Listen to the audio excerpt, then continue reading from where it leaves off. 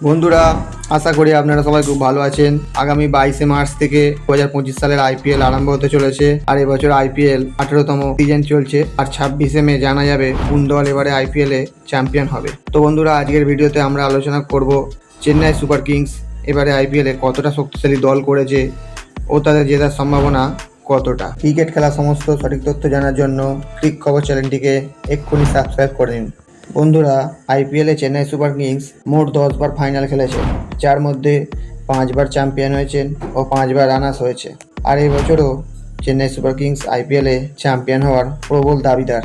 তার কারণ হলো তাদের উইকেট কিপার মহেন্দ্র সিং ধোনি, যার মস্তিষ্ক সবসময় সিএসকে এর কাজে লাগে, যার কারণেই এবারে চেন্নাই সুপার কিংস চ্যাম্পিয়ন হওয়ার দাবিদার। চেন্নাই সুপার কিংসের শক্তি হলো স্পিন আক্রমণ, দলের বড় ভরসা। তার কারণ চেন্নাইয়ের ঘরের মাঠ চিপকের স্টেডিয়ামে পিচ সবসময় মন্থর হয়, যার কারণে স্পিনাররা সুবিধা পায়। আর সিএসকে সাধারণত 3টে স্পিনারে দল সাজাবে। এবছর দলে অভিজ্ঞ রবিচন্দ্রন অশ্বিন সিএসকে তে ফেরত এসছে। তাছাড়াও আফগানিস্তানের স্পিন বোলার নূর আহমেদকে চেন্নাই এবারে দলে নিয়েছেন, যার ফলে চেন্নাই সুপার কিংসের 3টে স্পিনার হয়ে গেল।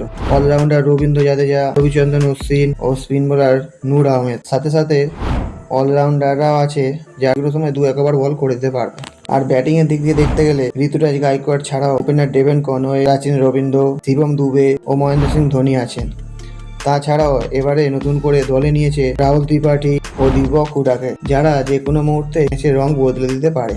আর পেস বোলিং এর দিকে দেখতে গেলে এবছর নতুন করে দলে নিয়েছে নাথান এলিস, খালিল আহমেদ ও স্যাম করানকে। তাছাড়াও গতবারের মহেশ পাথিরানা ও মুকেশ চৌধুরী এখনো দলে আছে। আর যদি দলের দুর্বলতা দেখতে হয়, তাহলে অনেকেই মনে করছেন 40 বছর বয়সে ধোনিকে খেলানো কতটা যুক্তিযুক্ত হবে। তবে আমার মনে হয় ধোনি এখনো মাঠে নামলে তিনিও ম্যাচের রং ঘুরে দেওয়ার ক্ষমতা রাখেন। তাছাড়াও অনেক ভালো ভালো বিদেশিকে দলে নিয়েছে চেন্নাই, কিন্তু সব বিদেশিকে তো আর খেলানো যাবে না, তাই একটু টিম সিলেকশনে সমস্যা হবে।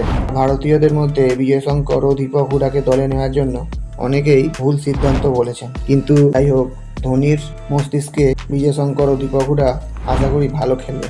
আর এক নজরে এখানে নেওয়া যাবে যাদের দিকে নজর থাকবে ভালো খেলার জন্য, যেমন ঋতুরাজ গাইকোয়াড়, রাচিন রবীন্দ্র, শিবম দুবে, রবীন্দ্র জাদেজা, মহেন্দ্র সিং ধোনি, রবিচন্দ্রন অশ্বিন, স্যাম কারান ও নূর আহমেদ।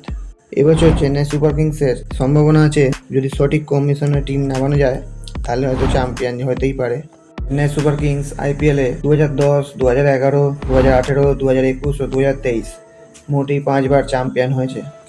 তো বন্ধুরা, বুঝতেই পারা গেল এবারে আইপিএলে চেন্নাই সুপার কিংস কোন পজিশনে শেষ করতে পারে। আর আজকের ভিডিও এই পর্যন্তই। আবার দেখা হচ্ছে আগামীকাল নতুন কোনো ভিডিও নিয়ে। ধন্যবাদ।